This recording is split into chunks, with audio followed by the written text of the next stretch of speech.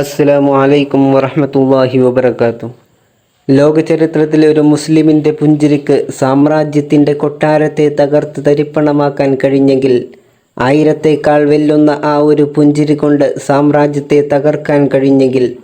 സാമ്രാജ്യത്തിൻ്റെ നെഞ്ചി പിളർക്കാൻ കഴിഞ്ഞിട്ടുണ്ടെങ്കിൽ അത് ഹിറ്റ്ലറിനോ മറ്റുള്ളവർക്കോ അല്ല. തൂക്കുകയർ മുമ്പിൽ കിടന്ന് ആടുമ്പോൾ ആ സമയത്ത് കണ്ണ് മൂടിക്കെട്ടിയിട്ട് കൈപ്പിറകിലോട്ട് കെട്ടി അമേരിക്കയുടെ നായകർ മുഴുവനും പിടിച്ചു കൊണ്ടുവരുമ്പോൾ, കാലിൽ കിടക്കുന്ന ബൂട്ടിനേക്കാൾ കറുത്ത മനസ്സുള്ള അമേരിക്കൻ പട്ടാളക്കാർ തൂക്കുകയറിലേക്ക് കൊണ്ടുവരുമ്പോൾ,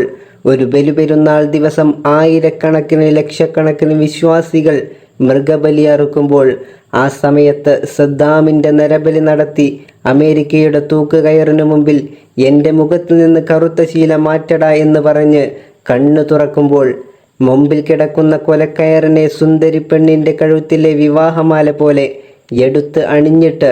തോക്കും പിടിച്ചുകൊണ്ട് നിൽക്കുന്ന നേരം ഒരൊറ്റ പുഞ്ചിരി കൊണ്ട് ലോക ചരിത്രത്തിൽ ഇടം നേടിയ ഒരു മനുഷ്യൻ്റെ പുഞ്ചിരിക്ക്